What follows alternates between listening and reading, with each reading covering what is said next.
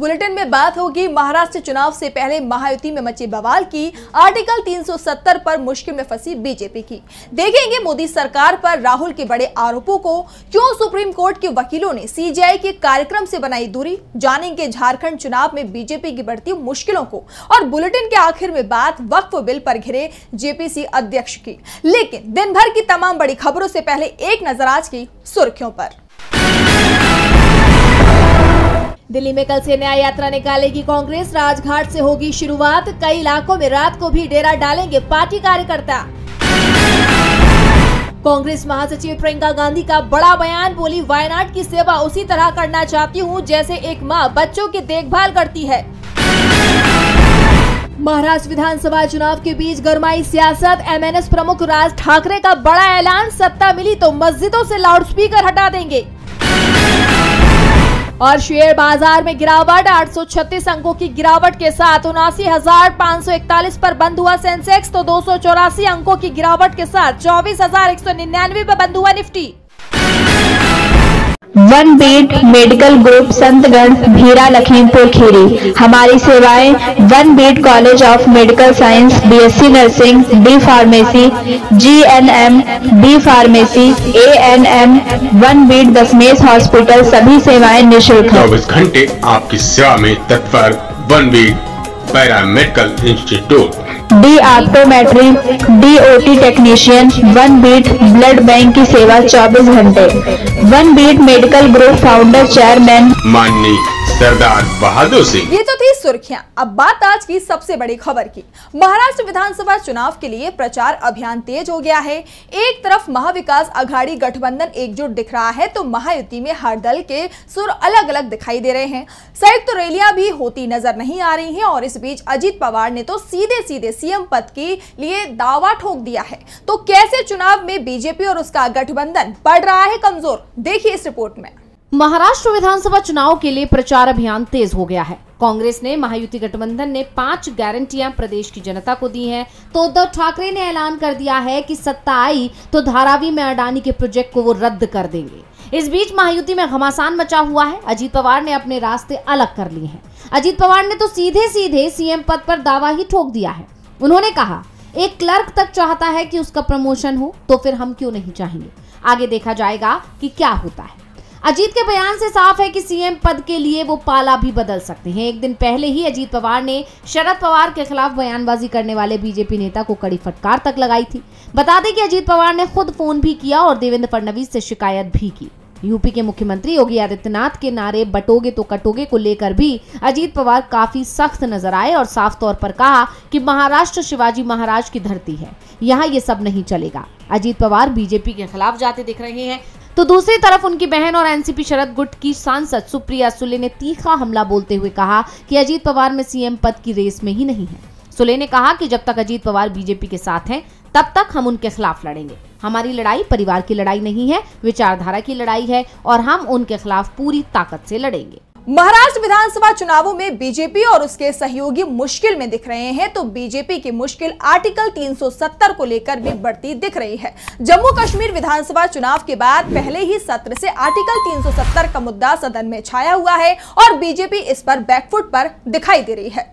जम्मू कश्मीर विधानसभा में बवाल मच गया। बीजेपी के सदस्यों के हंगामे के चलते विधानसभा की कार्रवाई पूरे दिन के लिए ठप हो गई।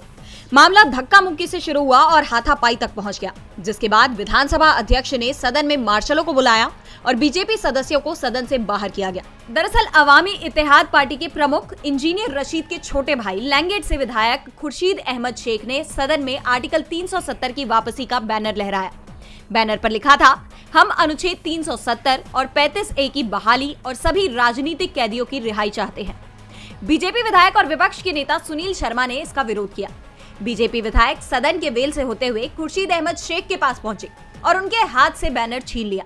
इस दौरान सज्जाद लोन और वहीद पारा और नेशनल कॉन्फ्रेंस के कुछ विधायक शेख के समर्थन में बीजेपी विधायकों से भिड़ गए। दरअसल जम्मू कश्मीर विधानसभा का सत्र पहले दिन से ही चर्चाओं में बना हुआ है। एक दिन पहले ही विधानसभा से अनुच्छेद 370 और 35A की बहाली का प्रस्ताव पास किया गया था।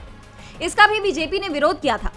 इससे पहले उमर अब्दुल्ला की कैबिनेट ने केंद्र शासित प्रदेश जम्मू कश्मीर को राज्य का दर्जा दिए जाने का प्रस्ताव कैबिनेट से पास कराया था, जिसे एलजी ने केंद्र सरकार के पास भेज दिया है। और अब अनुच्छेद 370 की वापसी को लेकर राज्य में हंगामा मचा हुआ है।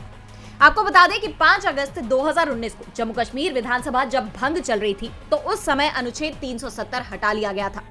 साथ ही जम्मू कश्मीर को 2 केंद्र शासित प्रदेश, एक लद्दाख और दूसरा जम्मू कश्मीर में बांट दिया गया था।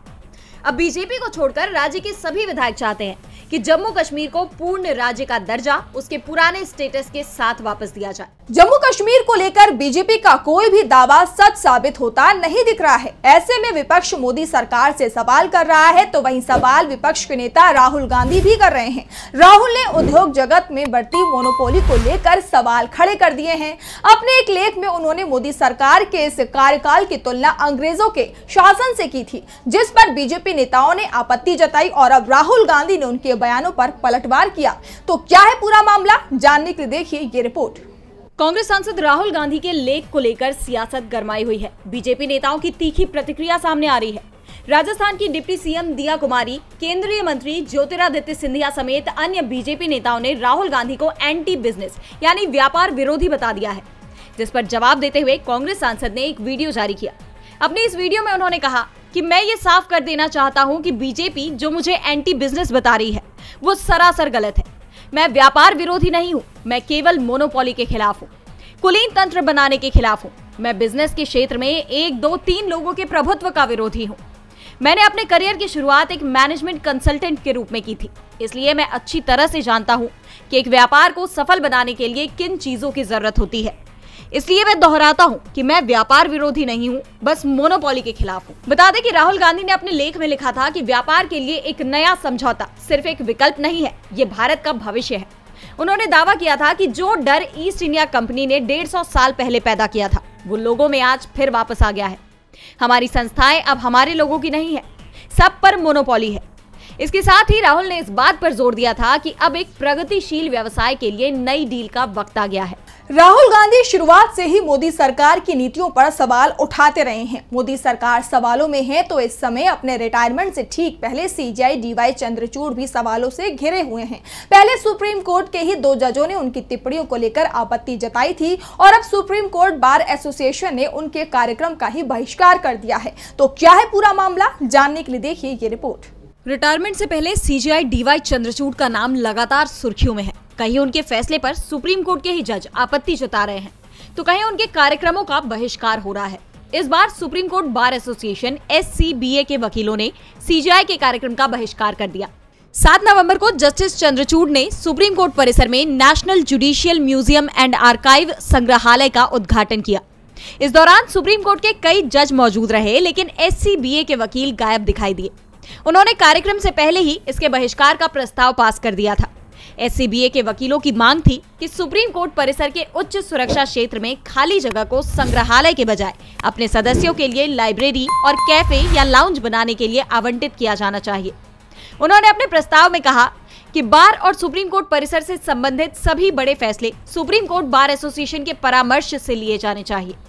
बता दें कि इससे पहले निजी संपत्ति मामले में भी सुप्रीम कोर्ट के फैसले को लेकर जजों के बीच असहमति देखी गई।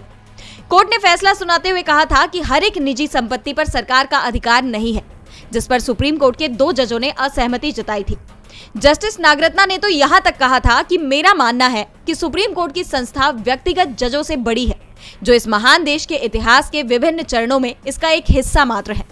इसलिए मैं प्रस्तावित निर्णय में मुख्य न्यायाधीश की टिप्पणियों से सहमत नहीं हूँ।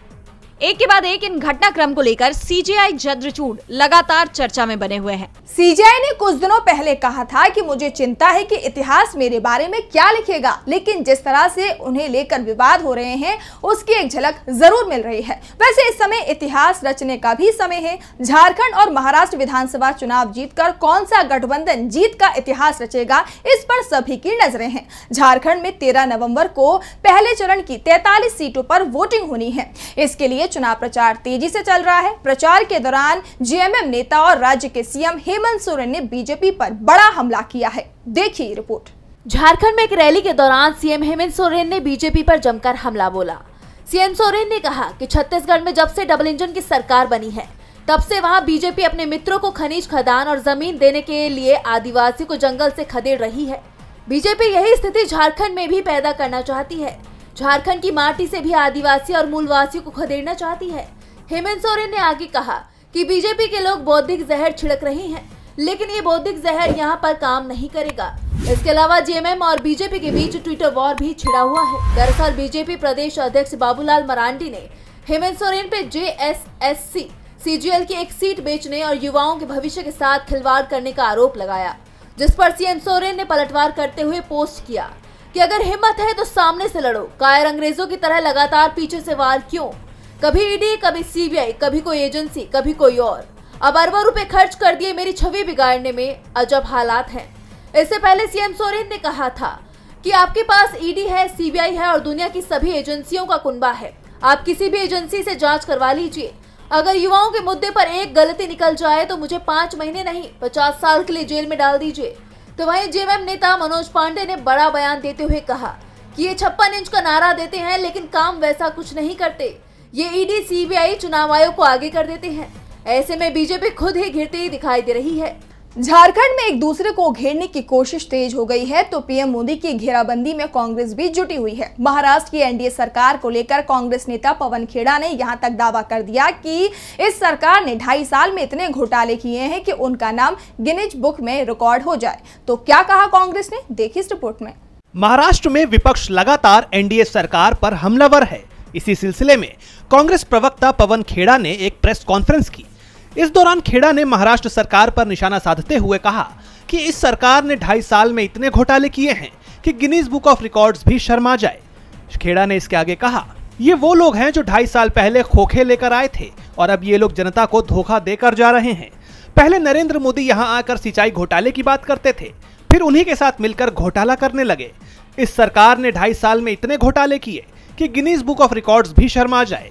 इससे पता चलता है कि महायुति वालों ने सरकार सिर्फ लूट के लिए बनाई थी और इसका नुकसान महाराष्ट्र की जनता को उठाना पड़ा है।